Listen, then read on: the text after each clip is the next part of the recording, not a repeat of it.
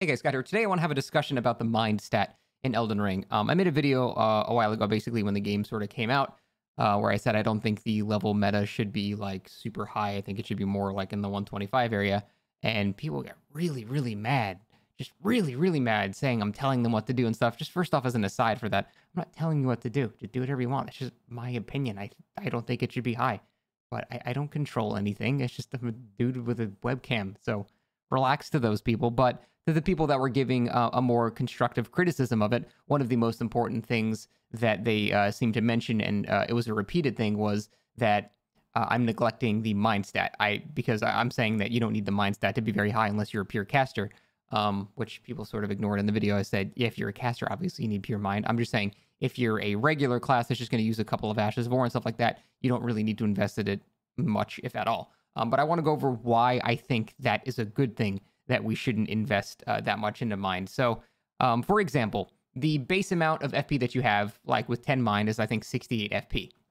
Now, most Ashes of War tend to cost between like 6 and 12. For example, the Glintstone Pebble into the Impaling Thrust combo, which can do basically 2,000 damage in one guaranteed combo, costs 12 FP. So you can kill somebody basically 5 times over before you have to drink a single flask.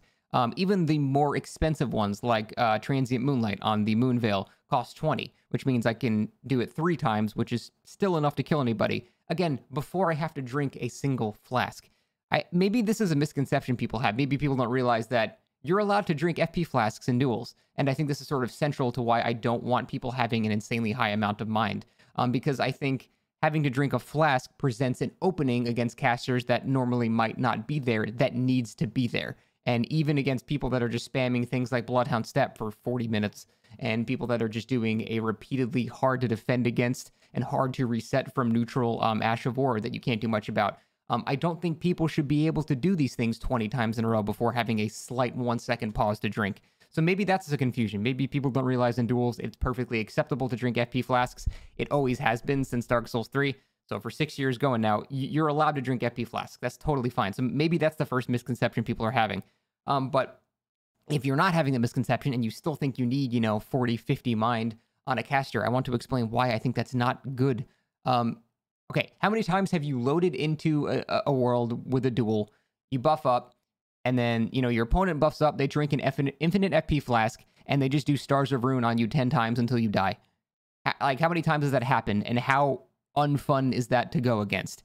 Going against, like, 8 Stars of Ruin in a row is just awful. There's not much you can really do against it unless you have, like, your own Bloodhound Step or something like that. There's very few options to take no damage from that. If we have a high enough mind, you don't even need the flask anymore. Just with 40 mind, I can cast 7 Stars of Ruin in a row. And now the thing is, Stars of Ruin does cost stamina. So even at the base stamina of like 100 or whatever, I can only cast it 3 times before I've out of stamina. But the thing is, you don't need to hit the stamina requirement. It's not like you need 38 stamina to cast the spell. It's just 38 FP to cast the spell.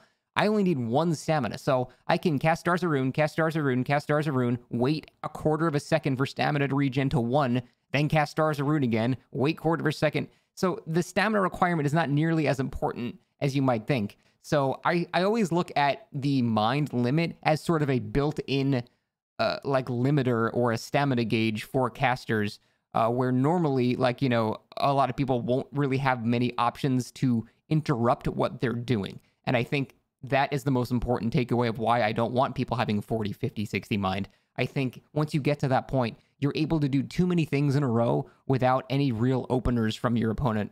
And I think that's not a good thing. There are too many spells that allow just no break in neutral. You just have to stay defensive like forever.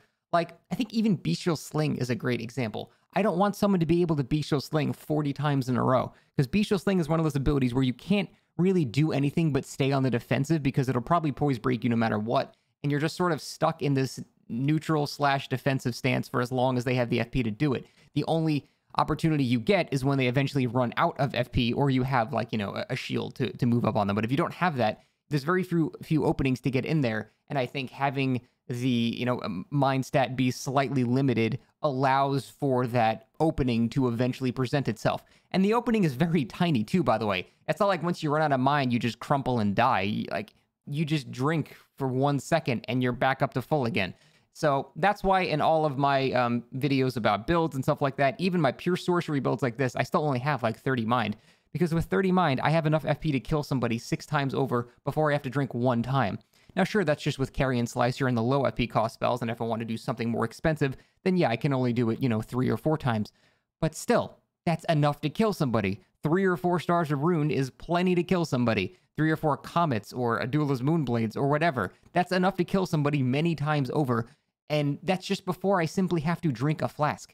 So, in a nutshell, that's pretty much why I don't suggest we want to have high mind, because that's one of the main counterpoints people try to bring up when we have discussions about, the soul level bit and stuff like that. People say, okay, that's all fine, but the thing you're missing is, you don't have 40 mind or whatever, so you're not going to be able to do, your transient moonlight 11 times in a row before you drink. To which point I say, good. I don't want you to be able to do that. I don't think that's a good thing. I don't think that's a very engaging combat. I think there should be an inherent cooldown for spellcasters that presents pure melee classes, for example, an opportunity to punish.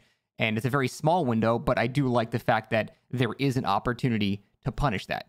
So that's what I like. I think that's more engaging than someone loading in, doing Stars of Ruin 8 times, and then you just die. I don't think that's very fun, and I don't want the game to go towards that, which is why I think the level should be slightly lower so people don't have, 40 mind to do these Ashes of War over and over and over again with no repercussions whatsoever. So that's pretty much it. That's my main argument. I'm curious to hear what you guys think, and thanks for watching.